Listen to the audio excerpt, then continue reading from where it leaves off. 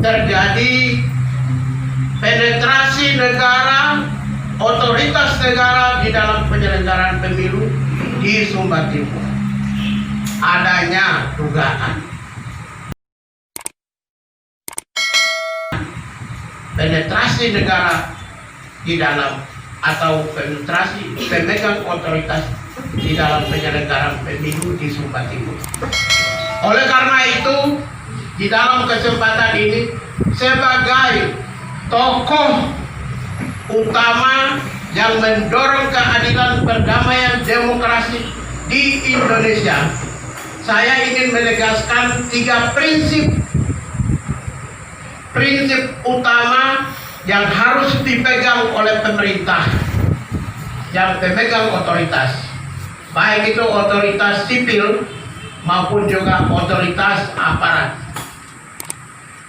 Pertama adalah pemerintah memiliki otoritas, the government obligation to protect on human right. Jadi negara memiliki kewajiban untuk melindungi hak asasi manusia. Bagaimana cara perlindungan hak asasi manusia oleh negara? Salah satunya adalah non-intervensionis, tanpa mengintervensi kegiatan demokrasi yang dilakukan oleh kelompok-kelompok sipil di negara ini. Intervensi negara, baik aparat sipil yang digaji dan dibiayai oleh negara, maupun aparat penegak hukum yang digaji dan dibiayai oleh negara, tidak boleh intervensi kegiatan sipil, yaitu bernama pemilihan pilkada. Itu yang pertama, the government obligation to protect on human rights.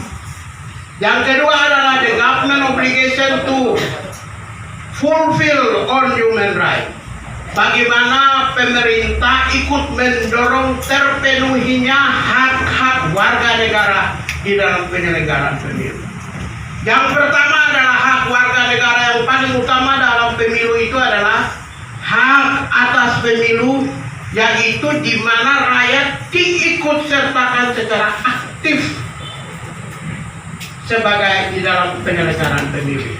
Terjadi penetrasi negara, otoritas negara di dalam penyelenggaraan pemilu di Sumba Timur.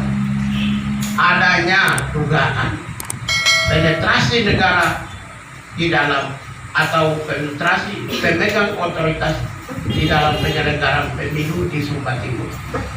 Oleh karena itu, di dalam kesempatan ini sebagai tokoh utama yang mendorong keadilan, perdamaian, demokrasi di Indonesia, saya ingin menegaskan 3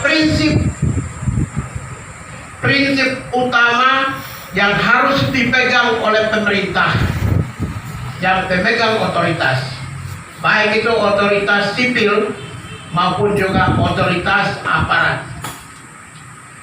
Pertama adalah pemerintah memiliki otoritas, the government obligation to protect on human rights. Jadi negara memiliki kewajiban untuk melindungi hak asasi manusia. Bagaimana cara perlindungan hak asasi manusia oleh negara? Salah satunya adalah non-intervensionis, tanpa mengintervensi kegiatan demokrasi yang dilakukan oleh kelompok-kelompok sipil di negara ini. Intervensi negara, baik aparat sipil yang digaji dan dibiayai oleh negara, maupun aparat penegak hukum yang digaji dan dibiayai oleh negara, tidak boleh intervensi kegiatan sipil, yaitu bernama pemilihan pilkada. Itu yang pertama, the government obligation to protect on human rights. Yang kedua adalah the government obligation to fulfill on human rights. Bagaimana pemerintah ikut mendorong terpenuhinya hak-hak warga negara di dalam penyelenggaraan pemilu. Yang pertama adalah hak warga negara, yang paling utama dalam pemilu itu adalah hak atas pemilu, yaitu di mana rakyat diikut sertakan secara aktif sebagai di dalam penyelenggaraan pemilu.